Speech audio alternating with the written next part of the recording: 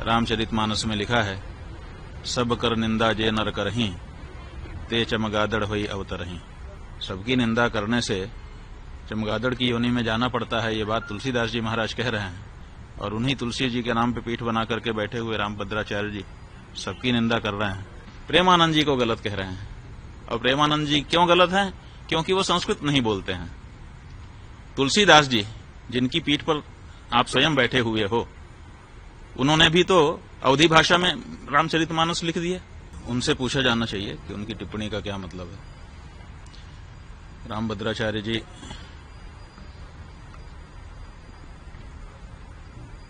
सबकी निंदा करते हैं।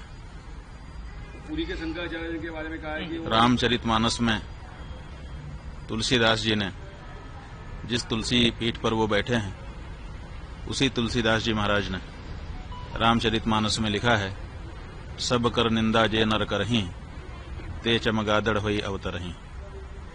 तो सबकी निंदा करने से चमगादड़ की योनि में जाना पड़ता है, ये बात तुलसीदास जी महाराज कह रहे हैं।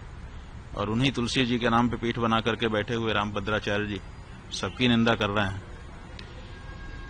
क्या उन्होंने ये एक चौपाई पढ़ी नहीं है, या फिर उस चौपाई के कुछ और अर्थ उन्होंने समझ लिए हैं? ये तो उनसे चर्चा करने पर ही पता चलेगा। ऐसा है कि दावा किया है उन्होंने कि हमको कभी कहा है कि 1 लाख पन्ने याद हैं पृष्ठ, और कभी कहा है कि 1.5 लाख पन्ने याद हैं पृष्ठ। तो अब 1 लाख पृष्ठ याद हैं कि 1.5 लाख पृष्ठ याद हैं, इसकी कोई परीक्षा तो हुई नहीं है। दावा उन्होंने जरूर किया है। उन्होंने 3 दावे, वैसे तो अनेक दावे किए हैं, लेकिन 3 प्रमुख दावे हैं। एक उनका दावा है कि मुझे 1.5 लाख पृष्ठ याद है, कंठस्थ है। दूसरा उनका दावा है कि हमको 23 भाषाएं आती हैं। और तीसरा उनका दावा है कि मैंने राम जन्मभूमि में जो गवाही दी उसके कारण फैसला हो गया। लेकिन इन तीनों दावों की पुष्टि अभी नहीं हुई है, क्योंकि 1.5 लाख पृष्ठ उनके कंठ में हैं, कभी परीक्षा तो हुई ही नहीं है। तो बिना परीक्षा के दावा ही है।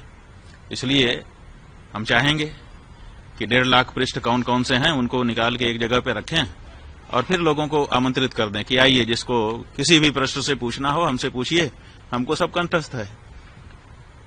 150 पृष्ठों से 1.5 लाख पृष्ठ याद हैं, तो कम से कम 150 पृष्ठ एक बार पूछ लिए जाएं, कोई भी पृष्ठ, और उसके बाद अगर वो सब सुना देते हैं तो सब लोग जय जयकार करेंगे, हम लोग भी जय जयकार करेंगे, है ना।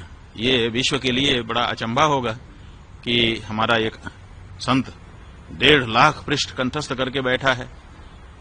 तो हम चाहेंगे कि अब ये मौका आ गया है कि वो 1.5 लाख पृष्ठ कौन कौन से हैं छांट दें, और उनको एक मेज पर सजा दिया जाए, और फिर लोगों को बुला लें।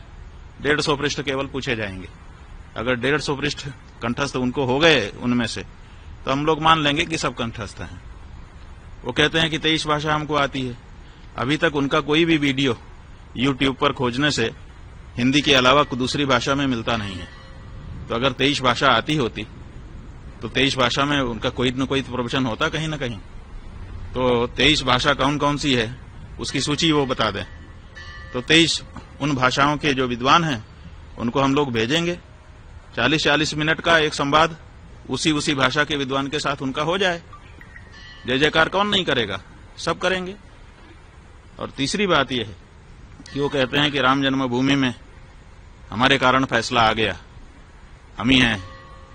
तो वहां के वकीलों ने तो इसके विरुद्ध बताया है, वहां के जज ने तो इसके विरुद्ध बताया है, इसलिए इसमें भी शंका हो गई है। इसलिए इस बारे में भी प्रमाण उनको सामने रख देना चाहिए, और ये कहना चाहिए कि जो वकील और जो जज कह रहे हैं वो गलत है। लेकिन ये नहीं उन्होंने कहा है। जो उनको गलत बता रहे हैं उनको उन्होंने गलत नहीं कहा है, प्रेमानंद जी को गलत कह रहे हैं। और प्रेमानंद जी क्यों गलत हैं? क्योंकि वो संस्कृत नहीं बोलते हैं। तुलसीदास जी जिनकी पीठ पर आप स्वयं बैठे हुए हो, उन्होंने भी तो अवधी भाषा में रामचरितमानस लिख दिया। संस्कृत में क्यों नहीं लिखा उन्होंने? क्या संस्कृत बोलना ही विद्वत्ता होती है? क्या गोस्वामी तुलसीदास जी विद्वान नहीं थे कि वो अवधी भाषा में महाकाव्य की रचना कर रहे थे, अवधी भाषा में राम जी के गुणगान कर रहे थे?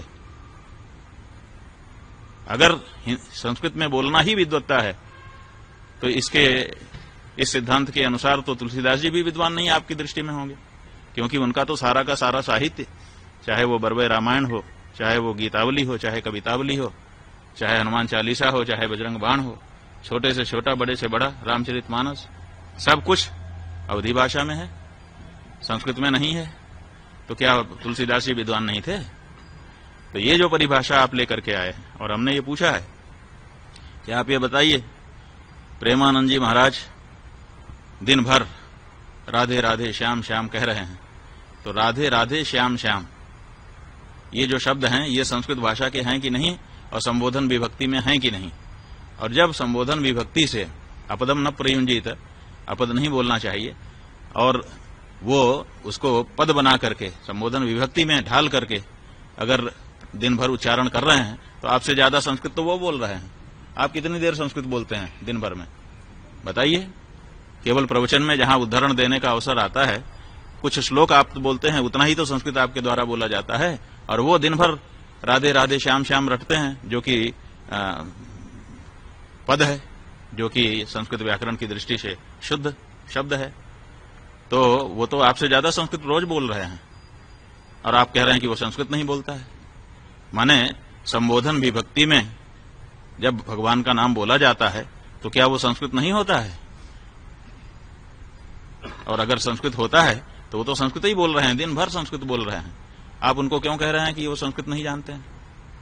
तो ये जो बातें हैं, इन सब से पता चलता है कि या तो उनकी बात को ध्यान ही देना छोड़ दिया जाए, बिल्कुल अप्रमाण मान लिया जाए, और या तो फिर उनको अपनी योग्यता और अपने जो दावे हैं उनको जनता के सामने आकर के प्रमाणित कर देना चाहिए। हम कहना चाहेंगे, वो पुरी के शंकराचार्य जी को कहते हैं कि वो संस्कृत नहीं बोलते हैं। संस्कृत नहीं बोलते, कोई इच्छा से बोलता है? भाषा जो है वो विवक्षाधीन होती है। विवक्षा का मतलब होता है बोलने की इच्छा। हमको इच्छा होगी तो हम बोलेंगे, इच्छा नहीं होगी नहीं बोलेंगे। कोई हमको जबरदस्ती करेगा कि तुम यही बोलो? ये तो महाराष्ट्र के ठाकरे बंधु हो गए कि बोलना ही पड़ेगा। अरे भाषा जो है, भाषा का नियम है, वो विवक्षाधीन होती है। जो बोलना चाहता है वो बोलता है, जिसको नहीं इच्छा होती है नहीं बोलता है। कौन सा शब्द मैं बोलूंगा ये कोई हमको बताएगा? हम खुद बोलते हैं। जब हमको जिस शब्द की इच्छा होती है उस शब्द का उच्चारण अपने मुख से हम करते हैं। भाषाएं जो होती हैं वो विवक्षाधीन होती हैं, बोलने की इच्छा के अधीन होती हैं। तो ऐसी परिस्थिति में वो नहीं बोलते हैं उनकी इच्छा, लेकिन वो संस्कृत के विद्वान नहीं है, ऐसा तो नहीं है। हम तो जहां तक हम देखिए, हमने पुरी के शंकराचार्य जी का भी प्रवचन सुना है, गंभीरता से सुना है, और इनका भी प्रवचन सुना है, और हम ये कह रहे हैं कि पुरी के शंकराचार्य जी इनसे बहुत बड़े विद्वान हैं।